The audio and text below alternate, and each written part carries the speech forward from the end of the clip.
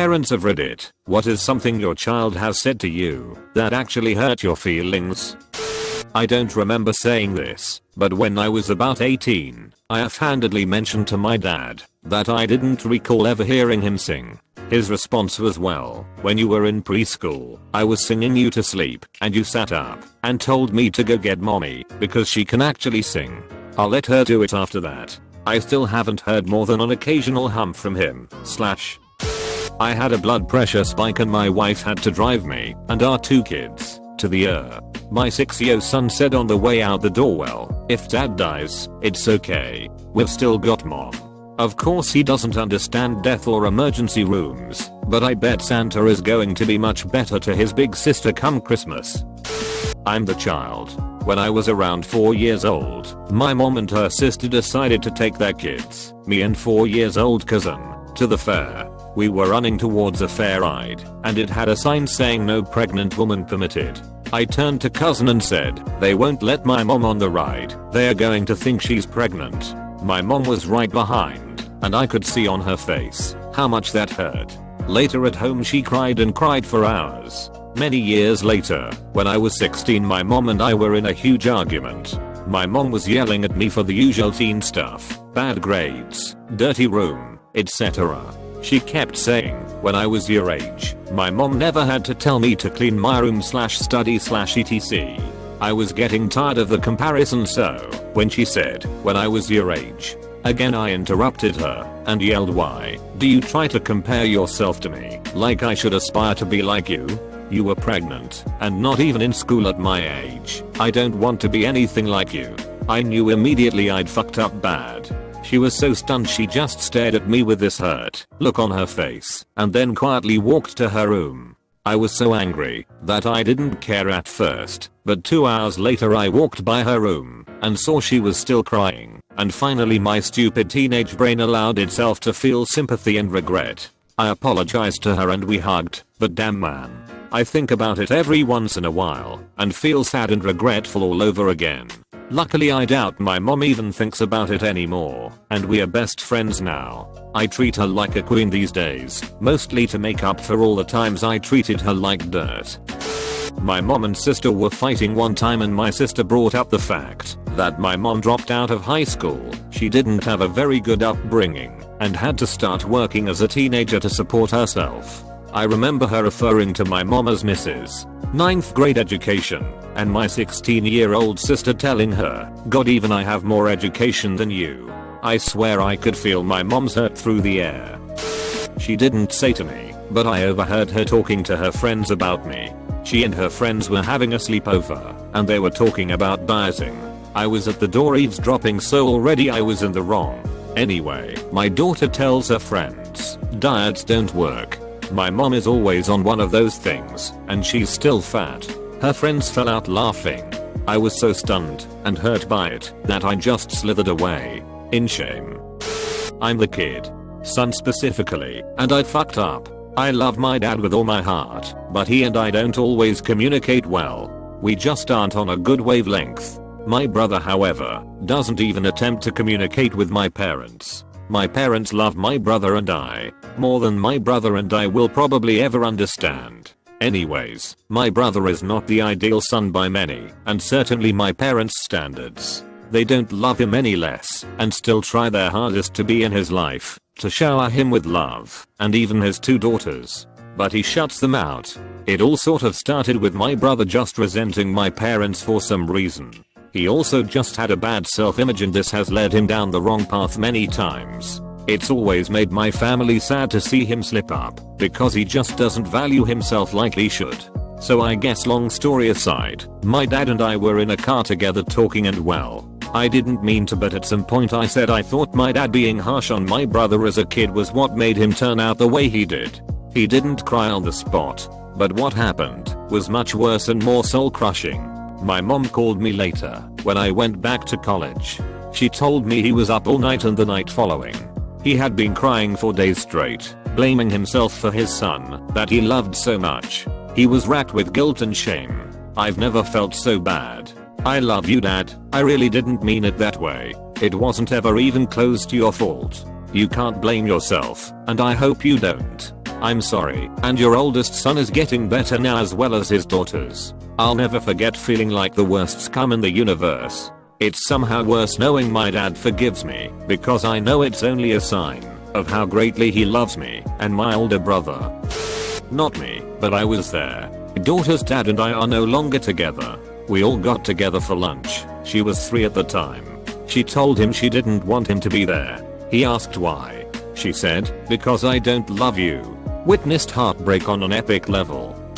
My stepson, who I have raised since he was 1, told a friend he was going to change his last name, which we had legally changed to my last name, when he was 7, that he was going to change his name back to his deadbeat dad's when he turned 18. It was the worst gut punch when I found out. He is 21 now and never went through with it, but even thinking about it now makes me queasy. My daughter was my foster kid at age 16. She was a very hurt teenager and said a lot mean things to my husband and I. She was a recovering drug addict, and during the withdrawal she told us I'd rather be used and die in the streets than live here for one more minute. Sucker punch us in the gut. We tried giving her a good home and help her recover, but it was so hard for all of us. And now she is clean and sober at age 20, completed high school on time, and got a full scholarship ride to a fancy university. She clings to us and calls us father and dad. We are a family that never gives up on each other. I was probably the kid. I was watching the Maury Povich show with my mom and the episode featured morbidly obese people. One lady came on stage and I said to my mom, "Wow, she's almost as big as you." It took me years to realize why she seemed offended. You know, I used to have kinda sorta stepdaughters. Things were great for a while, and then they saw things get more serious when I moved in with their dad, and I guess reality hit them. I wasn't the one that yelled at them or made them do anything, and I even had a terrible sex life because they slept in the bed with my fiance. But I honestly didn't mind too much, you know? Like I used to sleep next to my father too, and I remembered the security within that. Anyway, I rarely kissed the man, held his hand, and he became extremely distant and cold because of alcohol issues. And as he got bad, the girls got bad as well. I felt like I was completely isolated and alone. I remember one day, their father told them, "Be nice to your stepmom." And one of them yelled, "She's not our stepmom. She's not any kind of mom. I wish you never even met her and you went back with our real mom. I hate her." I went outside to cry, and one of them found me and ended up feeling bad. I told her that I knew she was just upset and that it was okay. Sometimes hurt people say hurtful things, love. I even found a notebook with me drawn in it that said, "I hate you, and you're ugly, and you should die." Like, I understand they weren't even 10 years old, but man, that really hurt. Especially since it seemed we had a strong solid relationship and it slowly somehow came apart. I was there for their birthdays, Christmas. We would go to the parks together and talk all day long. They would tell me their secrets, their fears, and talk about their lives with me.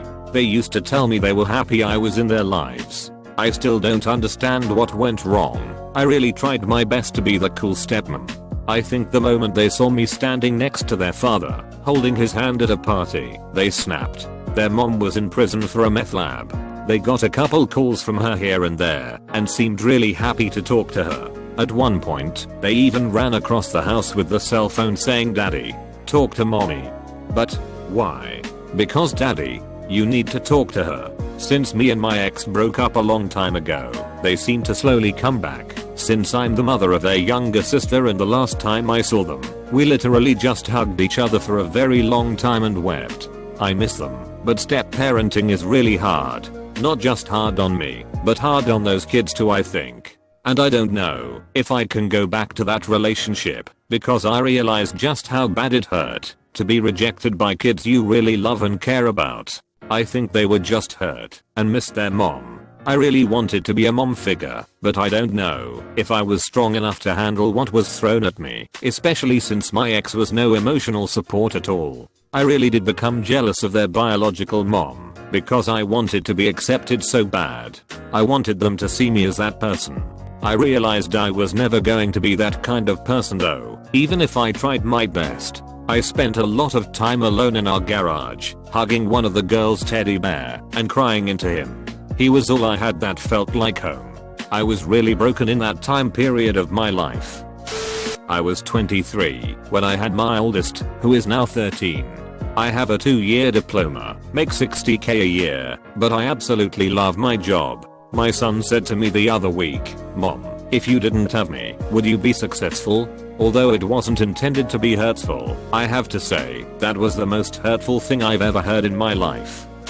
I told my great aunt, when I was 7 years old, that she has nobody in life except God. I didn't understand what I had said. I had heard the line, which was similar from a movie my family had watched months prior, where the quote was, "For those who have no one, they always have God." She passed away a few years later. She was alone when she died and no one seemed to give a shit. It still bothers me to this day, as it was the last thing I said to her before she passed away. I'm an epic douche. I hope her soul has found peace and forgives me. My son is black and Latino. He's adopted and my wife and I are white. One day I was helping him with a self-portrait he had to complete for homework. He picked the peach-colored crayon, and I asked him why he was using that color. He said, "Because sometimes I wish I was white." It hurt to hear that. I wondered if my wife and I were to blame for him feeling that way. I felt like we didn't do enough to make sure he was comfortable in his own skin. He's 12 now and is very secure and confident, sometimes too confident, but it still hurts when I think back to that moment. If there's anything my kids have taught me, it's that anything I take personally must be true. I'm human too, and if they hit me too close to the skin, I'll feel it. A week ago, I heard my son say, "Mom is lazy, isn't she?" It hurt because he was right. I was massively hungover, and it was 11 AM. I had just lectured them the night before about respecting their bedtime. I'm an adopted child from Russia by a French mother. When she was angry at me for something I didn't make properly, or the chores not done, or something else, I told her she could join the customer service and try to make the warranty work, as I was not working as intended. Now that I'm 22, I feel so bad for telling this her. Open bracket. It's a good idea to detach yourself a little bit so this doesn't happen.